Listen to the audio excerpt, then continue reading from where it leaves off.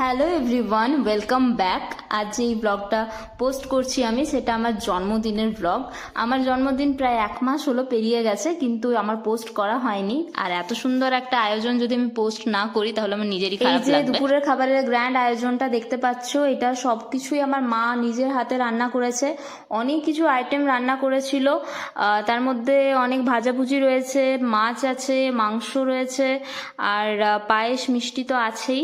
আর মা হচ্ছে যে প্রথমে খাইয়ে দিচ্ছে আমাকে, যেমনটা প্রতিবারই করে। আর এই জন্মদিনটা একটু ডিফারেন্ট বাকি জন্মদিনগুলো থেকে, কারণ কি এটাই আমার বিয়ের আগের লাস্ট জন্মদিন। এমন নয় যে মায়ের কাছে লাস্ট জন্মদিন, কারণ কি বিয়ের পরেও আমি আসবো, বাট বিয়ের আগে হচ্ছে যে এটা আমার লাস্ট জন্মদিন। নেক্সট টাইম ম্যারিড থাকবো। যাই হোক, খুব সুন্দর হয়েছিল, প্রত্যেকটা খাবারের টেস্ট ভীষণ ভালো হয়েছিল। এরপর হচ্ছে আমার নিজের হাতে খাওয়ার পালা। আমি তো প্রথমে ভাবলাম যে মাটনটাকে টেস্ট করি, কারণ কি মাটনটা খেতে আমার ভীষণই ভালো লাগে। আর পোলাওয়ের সাথে, মানে মেনলি বাসন্তী পোলাওয়ের সাথে মাটন কষার কম্বো তো দারুণ যায়, অ্যামেজিং খেতে হয়েছিল।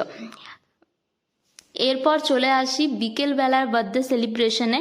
এখানে দেখতে পাচ্ছ একটা কেক আমি কাট করছি, আর কেকটা খুবই সুন্দর খেতে, যেরকম দেখতেও সেরকম। কেক কাটিং হলো, এখানে আমি ছিলাম, বনু ভিডিওটা করে দিচ্ছে, সাথে ছিল মা বাবা, আর সবাই মিলে হচ্ছে যে কেক ফেক কাটিং করলাম। অনেক কিছু গিফটস পেয়েছিলাম জন্মদিনে, আর তার সাথে পেয়েছিলাম অনেকেরই, সবারই আশীর্বাদ। খুব ভালো কেটেছিল দিনটা।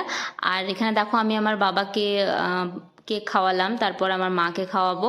আর বনুকে এখানে তোমরা দেখতে পাবে না, কারণ কি ওর এক্সাম চলছিল, মানে এক্স্যাক্ট এক্সাম পুরো চলছিল পুরো সপ্তাহটা জুড়েই, তার মধ্যেই আমার জন্মদিনটা পড়েছে।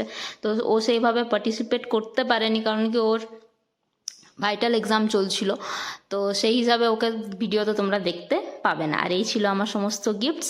দেখা হচ্ছে নেক্সট ব্লগে, খুব তাড়াতাড়ি খুব ইন্টারেস্টিং ব্লগস আসবে।